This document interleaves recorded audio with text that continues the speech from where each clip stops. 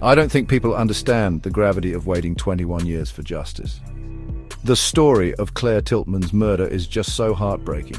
This 16-year-old girl with her whole life ahead of her was brutally taken from this world, and it took 21 years to bring her killer to justice. Okay, so let's start at the beginning. It was January 18th, 1993 in Kent, England. Claire Tiltman, just 4 days after her 16th birthday, was walking to a friend's house. She was like this bright, popular student who wanted to be a firefighter. Claire was known for her infectious laughter and her kindness. She was always the one to stand up for others and had a passion for helping people. She volunteered at local events and was deeply involved in her community. Her dream was to become a firefighter, a career she felt would allow her to make a real difference. Claire's parents were devastated, obviously. They were convinced they knew who did it, this guy named Colin Ash-Smith, but they didn't have enough evidence at the time. Now, let's talk about the monster behind this horrific crime. Colin Ash-Smith, you guys, this guy is seriously disturbed. He had this intense hatred for women and got off on having power and control. The really chilling part, this wasn't some random attack. Ash-Smith had planned it all out. He brought a knife with him that night, looking for a victim, and Claire, poor Claire, was just in the wrong place at the wrong time. Oh, and get this, his own mother provided a false alibi for him.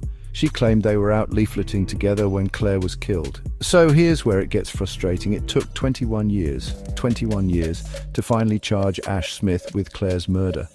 Can you imagine living in that community knowing the killer was out there all this time? It must have been terrifying. And Claire's parents? They were so sure it was Ash-Smith, but they didn't live to see him brought to justice. When they finally got enough evidence to charge him, Ash-Smith didn't even have the decency to show up for his sentencing. He was 46 by then, and he just refused to come to court. It's like he couldn't face what he'd done.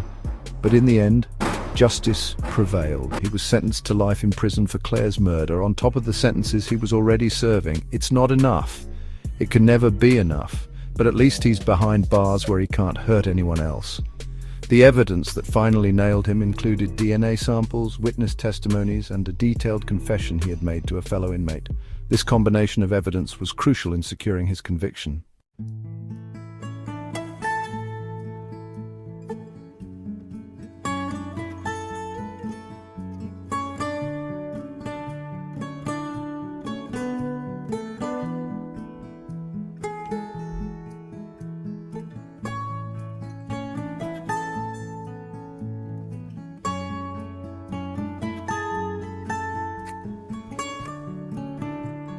You guys, cases like this just remind us how precious life is and how important it is to keep fighting for justice no matter how long it takes. Claire Tiltman was robbed of her future, but her memory lives on.